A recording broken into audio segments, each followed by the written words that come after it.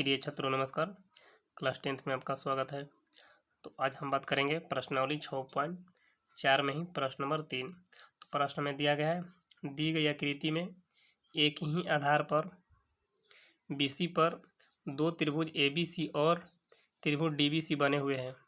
यदि AD BC को बिंदु O पर प्रतिच्छेद करे तो दर्शाइए कि क्षेत्रफल त्रिभुज ABC बटे क्षेत्रफल त्रिभुज DBC बराबर AO बटे DO है। तो चलिए हम आकृति देख लेते हैं कैसा आकृति है। तो मेरे पास आकृति है, तो मेरे पास दिया गया है कि आकृति में एक ही आधार BC पर है, एक ही आधार BC पर दो त्रिभुज बने हुए हैं। एक त्रिभुज है ABC ABC और एक है त्रिभुज DBC DBC और हमें दिया गया कि AD BC को O पर प्रतिच्छेद करते हैं। तो चलिए हम सबसे पहले लिखते हैं कि त्रिभुज ABC और त्रिभुज DBC एक ही आधार BC पर बने दो त्रिभुज है तथा AD BC को O पर प्रतिच्छेद करती है। तो हम लिख चुके हैं कि त्रिभुज ABC और त्रिभुज DBC और त्रिभुज DBC एक ही आधार BC पर दो त्रिभुज बने हुए हैं तथा AD BC को बिंदु O पर प्रतिच्छेद करते हैं। तो आगे हम इसमें रचना करेंगे। रचना में क्या करेंगे, A से BC पर लंब डालेंगे और D से BC पर लंब खींचेंगे। तो चलिए हम A से BC पर लंब और D से एक रचना करते हैं। तो हम रचना खींच चुके हैं। तो A से हम BC पर इसको नाम दे देंगे M।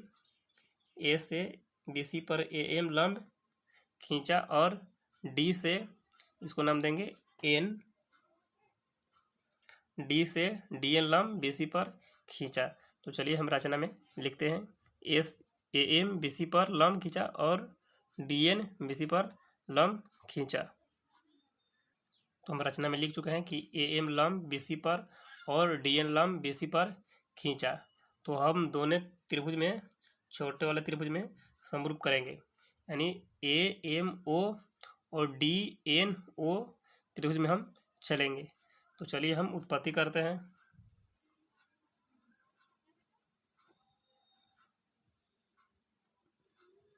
चलेंगे हम त्रिभुज AMO और त्रिभुज DNO में। त्रिभुज AMO और त्रिभुज DNO में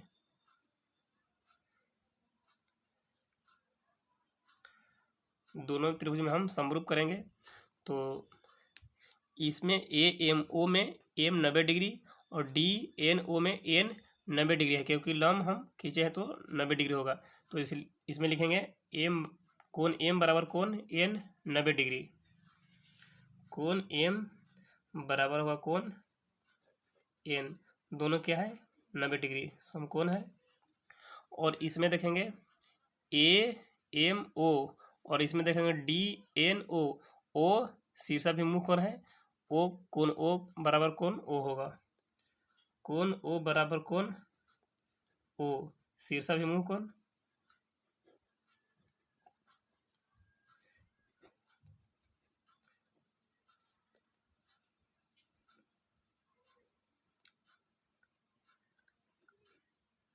यदि दो कोण बराबर है तो तीसरा कोण अपने आप बराबर होगा, इसलिए दोनों त्रिभुज क्या होंगे, समरूप होंगे। इसलिए त्रिभुज AMO समरूप होगा त्रिभुज DNO के। यदि दोनों त्रिभुज समरूप है तो इनके भुजा अनुपात में बराबर होती है। जैसे हम लेंगे AM एम, इधर से लेंगे डी एन बराबर, इसमें क्या लेंगे ए ओ, शुरू और अंत को लेंगे तो ए ओ, तो इसमें भी शुरू और अंत को लेंगे तो डी ओ, इसको समीकरण बना देंगे हम एक। तो आगे हम चलेंगे, अब हम क्षेत्रफल निकालेंगे। त्रिभुज ए बी सी का क्षेत्रफल बटे त्रिभुज डी बी सी का क्षेत्रफल। तो चलिए हम लगाते हैं त्रिभुज ए बी सी बटे त्रिभुज डी बी सी का क्षेत्रफल।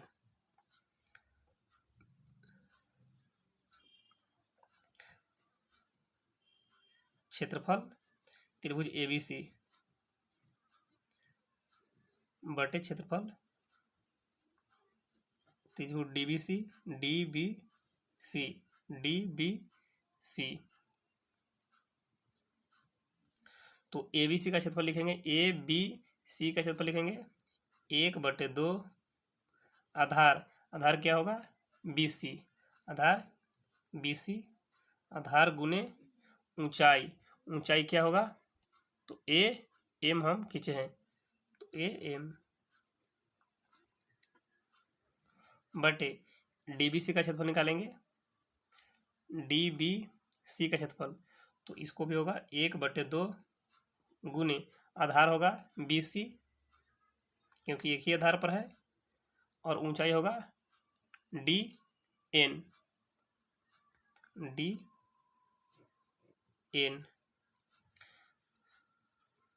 इसको हम देखेंगे तो 1/2 और बी सी कैंसिल होगा, तो हमारा बचेगा क्षेत्रफल त्रिभुज ए बी सी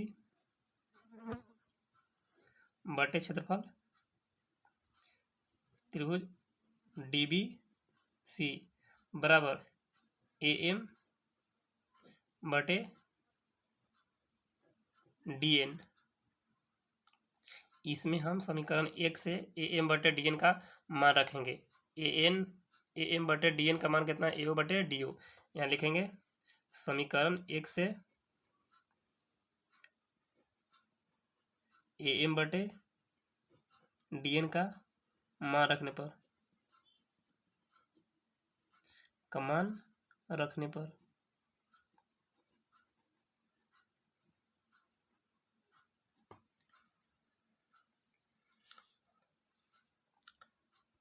तो लिखेंगे क्षेत्रफल त्रिभुज ए बी सी बटे क्षेत्रफल त्रिभुज डी बी सी बराबर ए एम बटे डी एन, समीकरण में ए एन बटे डी एन किसका बराबर है तो ए ओ बटे डी ओ के, जो हमें सिद्ध करना था प्रूव सिद्ध हो चुका है। तो आगे हम बात करेंगे प्रश्न नंबर 4 में, तब तक के लिए धन्यवाद।